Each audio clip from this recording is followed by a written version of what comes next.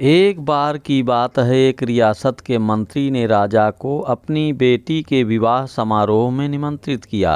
जब राजा अपने परिवार के साथ विवाह समारोह में पहुंचा तो मंत्री उन्हें सम्मानपूर्वक विशिष्ट आसन पर बैठने के लिए ले गए।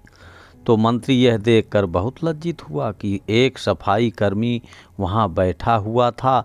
उसने सफाई कर्मी को सभी के सामने वहां से उठा फेंका और उसे बहुत डांटा।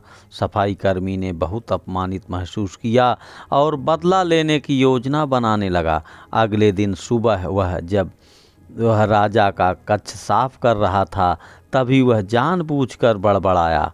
राजा कितने नादान हैं, उन्हें यह पता ही नहीं कि रानी और मंत्री के बीच क्या चल रहा है। राजा आधी नींद में था। यह क्या बकवास कर रहे हो? उसने पूछा। महाराज, मैं पूरी रात सो नहीं पाया, मैं तो नींद में बड़बड़ा रहा था, सफाई कर्मी जवाब में बोला। हालांकि उसकी बात सुनकर राजा के मन में संदेह के बीज पड़ गए थे। राजा अब मंत्री से चिढ़ने लगा और समय समय पर अपमानित करने लगा।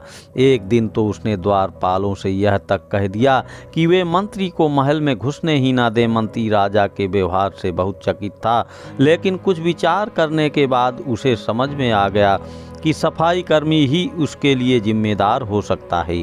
मैंने उसका अपमान किया था और उसी का उसने बदला लिया है। अब मुझे उसे दोबारा प्रसन्न करना होगा, तभी वह राजा की निगाह में मेरा सम्मान दोबारा दिला सकता है। मंत्री ने सोचा। एक दिन उसने सफाई कर्मी को अपने घर भोजन पर आने का निमंत्रण दिया और कहा, मेरे दोस्त, मुझे क्षमा कर दो, मैंने तुम्हारा अपमान किया था। मुझे गलती का एहसास हो गया है।